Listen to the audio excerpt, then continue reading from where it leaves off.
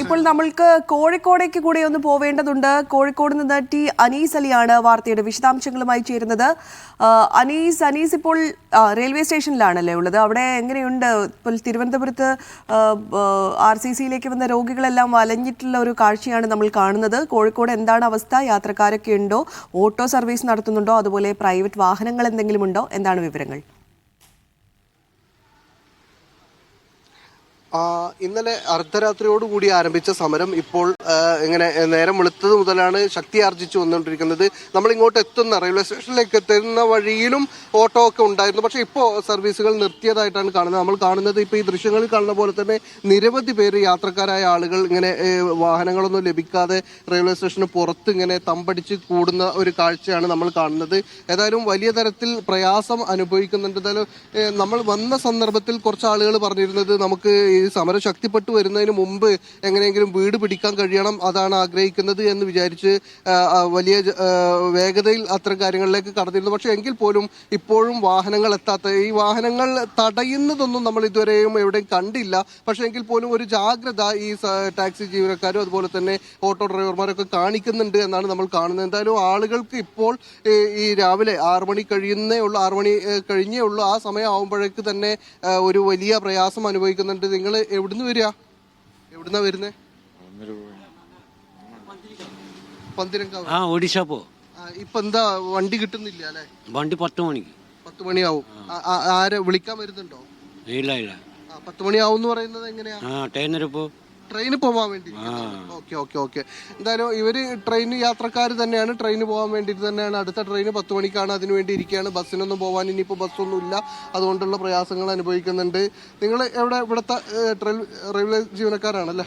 എന്താ ചെയ്യുന്നത്? उड़ीसा बुआ उड़ीसा जाएगा हम। उड़ीसा भारत तो बंद है ना, इसलिए जल्दी हिंदी अभी ज्यादा इधर से रुका है रात से, अभी 5 बजे जाएगा हम इधर से चेन्नई। मुश्किल मुश्किल है, भारत तो बंद है ना। എന്തായാലും അത് ഹിന്ദിക്കാരായിരുന്നു. ഇത് ദേശീയ പണിമുടക്ക് എല്ലാവരെയും ബാധിക്കുന്നുണ്ട്.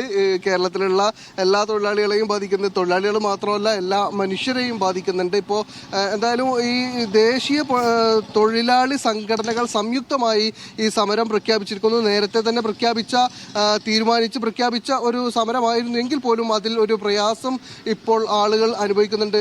നേരത്തെ പ്രഖ്യാപിച്ചാണെങ്കിൽ പോലും ഒഴിവാക്കാൻ കഴിയാത്ത യാത്രകളൊക്കെ ഉള്ള ആളുകളൊക്കെയാണ് ഈ പ്രയാസപ്പെട്ടിരിക്കുന്നത്. ചേട്ടൻ ഒരാളെ വെയിറ്റ് ചെയ്യാണ്. ഡ്രൈവറാണോ? എന്താ ഓട്ടോ ആയിട്ട് വന്നതാണ്. ഇപ്പൊ ഈ സമരക്കാർ നിങ്ങൾ വരുന്ന വഴിയിൽ എന്തെങ്കിലും ബുദ്ധിമുട്ടൊന്നും കണ്ടിട്ടില്ല?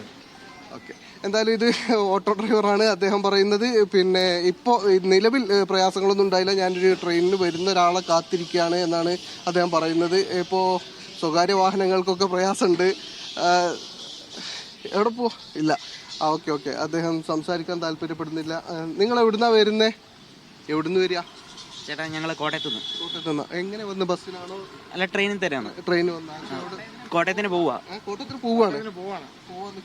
അപ്പൊ ഈ വാഹനങ്ങളില്ലാത്ത ഈ സമരം എന്തെങ്കിലും പ്രയാസമാവുന്നുണ്ടോ? സമരം വലിയ പ്രയാസമാണ്.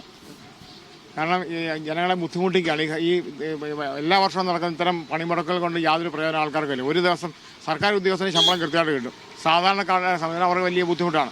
കാരണം തൊഴിലെടുത്ത് ജീവിക്കുന്ന ആൾക്കാർക്ക് പണി മുടങ്ങുകയാണ്. ഇത് അങ്ങേയറ്റം അപലപനീയമായൊരു കാര്യമാണ് ഇത്തരം ഹർത്താലുകൾ, ഇത്തരം പണിമുടക്കുകളെന്നാണ് എൻ്റെ അഭിപ്രായം. എവിടുന്നാ വരുന്നത്? ഞാൻ കോട്ടയത്തു നിന്നാണ് വരുന്നത്. ഞാൻ വിഭാഗത്തിൽ പങ്കെടുക്കാൻ വേണ്ടി ഇന്നലെ വന്നതാണ്. ഇപ്പം മടങ്ങി പോവാം. അതിന് 8:45 ട്രെയിൻ വരുന്നത്. 2 മണിക്കൂർ നേരത്തെ പുറപ്പെട്ട് ഇവിടെ എത്തേണ്ടതായിട്ട് വന്നു. എന്തായാലും ഈ നേരത്തെ പ്രഖ്യാപിച്ചാണെങ്കിൽ പോലും കല്യാണം ഒന്നും മാറ്റി വെക്കാൻ കഴിയാത്തതുകൊണ്ട് അദ്ദേഹത്തിന് എന്തായാലും ഒന്ന് വരേണ്ടി വരുന്നു. പക്ഷെ ആ സമരം പ്രഖ്യാപിക്കുമ്പോൾ പോലും അതിന്റെ പിന്നിലുള്ളൊരു കോസ് ഉണ്ട്. പക്ഷെ അത് ഏത് രാഷ്ട്രീയ പാർട്ടിയായാലും പണിമുടക്കുകൾ എന്ന് പറയുന്നത് അങ്ങേയറ്റത്തെ നമ്മുടെ രാജ്യത്തിന്റെ ഭാവിക്ക് തന്നെ ദോഷം ചെയ്യുന്ന കാര്യമാണ് പണിമുടക്കുകൾ എന്ന് പറഞ്ഞാൽ. ഒരാൾക്ക് മൗലികമായിട്ടുള്ള പല അവകാശങ്ങളുണ്ട്. ഒരു പണിയെടുത്ത് ജീവിക്കുന്ന ഒരാളിനെ സംബന്ധിച്ചിടത്തോളം അയാൾക്ക് പണിയെടുക്കാനുള്ള അവകാശമാണ്. ആ അവകാശത്തെ നിഷേധിക്കാൻ ഒരു രാഷ്ട്രീയ പാർട്ടിക്കും അവകാശമില്ല. നമുക്ക് ഓരോരുത്തർക്കും വ്യക്തി സ്വാതന്ത്ര്യമാണ്, ഭരണഘടനാദത്തമായിട്ടുള്ള സ്വാതന്ത്ര്യമാണത്. ഇപ്പോൾ സംയുക്ത ട്രേഡ് യൂണിയനുകൾ സ്വന്തം നിലക്ക് പണി മുടക്കുകയാണ് അവർ ചെയ്യുന്നത്. പണി മുടക്കേണ്ടതിന് പണി മുടക്കാം, പക്ഷേ മറ്റുള്ളവരുടെ പണി തടസ്സപ്പെടുന്ന എന്തിനാണ്? പണി മുടക്കാൻ നിങ്ങൾക്ക് സ്വാതന്ത്ര്യമുണ്ട്. നിങ്ങൾ മീഡിയക്കാരാണ്, നിങ്ങൾ രാവിലെ നിങ്ങളുടെ പണിയാണ്, നിങ്ങളുടെ ജോലിയുടെ ഭാഗമാണ്, അത് നിങ്ങളുടെ സ്വാതന്ത്ര്യമാണ്. അല്ല, യാത്ര ചെയ്യാനുള്ള അവകാശം പൗരൻ്റെ അവകാശമാണ്, അതിനെ നിഷേധിക്കാൻ പറ്റില്ലല്ലോ. തീർച്ചയായും എന്തായാലും വലിയ പ്രയാസമുണ്ട് യാത്രക്കാരായ ആളുകൾ. ഇപ്പോൾ ഇവർ കോട്ടയത്ത് നിന്ന് വരുന്ന ആളുകളാണ്, വിവാഹമാണ് നേരത്തെ പ്രഖ്യാപിച്ച സമരമാണെങ്കിൽ പോലും ഈ വിവാഹത്തിന്റെ ഡേറ്റ് ഒന്നും മാറ്റിവെക്കാൻ കഴിയാത്തതുകൊണ്ട് ഒരുപാട് പ്രയാസം അനുഭവിക്കുന്നു എന്നാണ് ഇദ്ദേഹം പറയുന്നത്. എന്തായാലും ഇതുപോലെ ഒരുപാട് ആളുകൾ ഇപ്പോൾ നിങ്ങളൊക്കെ കോട്ടയത്ത് നിന്ന ആൾക്കാർ, നിങ്ങൾ എവിടുന്ന? കോഴിക്കോട് കോട്ടയത്തേക്ക് മോനെ കൊണ്ടാക്കാൻ പോയത്. മോനവിടെ ശരി, കോഴിക്കോട് നിന്ന് ടി അനീസ് അലിയും തിരുവനന്തപുരത്ത് നിന്ന് സുനിൽ ഐസക്കുമാണ് വാർത്തയുടെ വിശദാംശങ്ങൾ നൽകി. ഇന്ന് എന്തായാലും നേരത്തെ പ്രഖ്യാപിച്ച പണിമുടക്കാണെങ്കിലും തന്നെ പൊതുജനങ്ങളെല്ലാം ദുരിതത്തിലാണ്.